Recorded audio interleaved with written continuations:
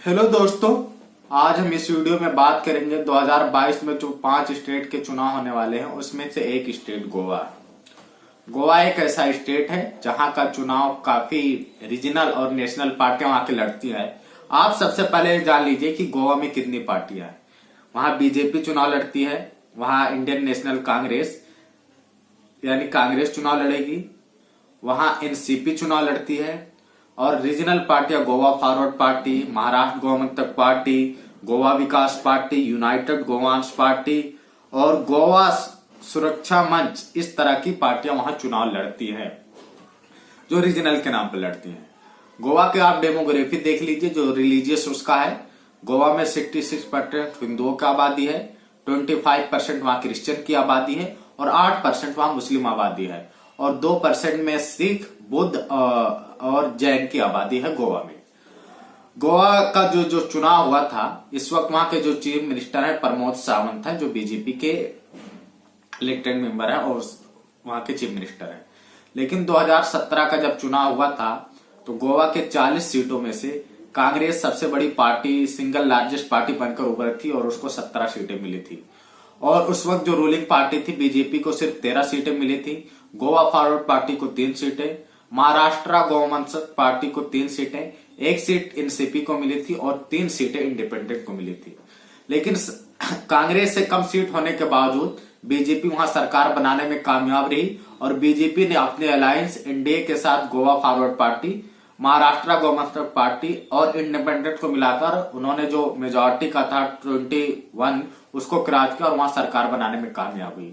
और सबसे दिलचस्प बात यही कि जो बीजेपी के चीफ मिनिस्टर हुआ करते थे उस वक्त, लक्ष्मीकांत पराकर, वो अपनी सिटिंग सीट हार गए। और हुआ ये कि उस वक्त 2017 में जो सेंट्रल के डिफेंस मिनिस्टर हुआ करते थे मनोहर पारिकर, जो अब इस दुनिया में नहीं रहे, मनोहर पारिकर को यहां से भेजा गया, इसलिए कि वो गोवा के पहले भी चीफ मिनिस्टर रह चुके थे 2 मरतबा।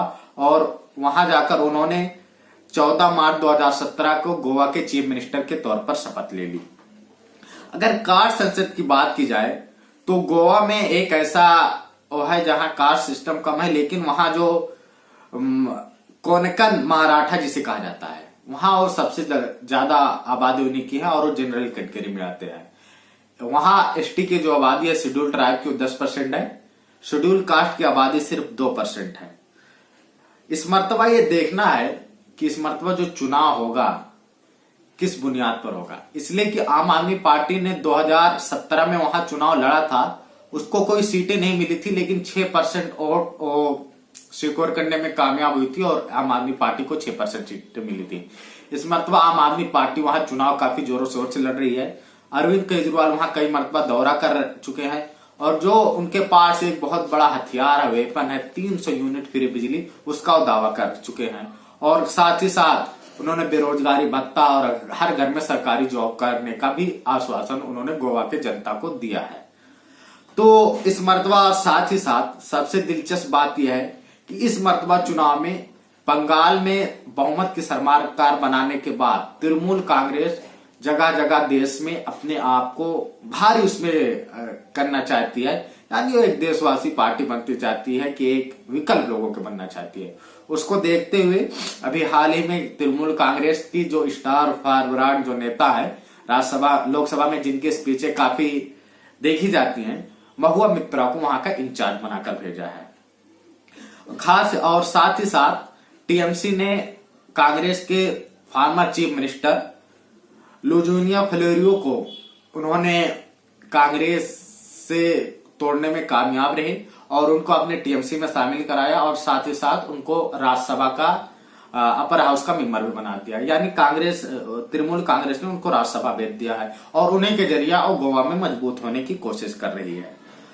अभी इस मरतबा हाल ही के एबीपी के सर्वे में जो इस मरतबा बताया जा रहा है कि जो बीजेपी का जो है वो फिर से वापसी कर रही है, लेकिन काफी टक्कर का मुकाबला होता जा रहा है। दिलचस्प बात यह है कि बीजेपी को 36% वोट मिल रहे हैं, इंडियन नेशनल कांग्रेस आईएनसी को 19% मिल रहे हैं, आम आदमी पार्टी वहां काफी अच्छा करने जा रही है। सर्वे के हिसाब से वहां उसको 24% वोट मिल रहे हैं और अदर को 21%, 21% वोट मिल रहे हैं। अगर सीटों को कन्वर्ट किया जाए तो बीजेपी वहां 19 से 23 सीट है, इंडियन नेशनल कांग्रेस वहां 2 से 6 सीटें, आम आदमी पार्टी 3 से 7 सीटें और अदर 8 से 12 सीटें, ये एबीवीपी का सर्वे बता रहा है।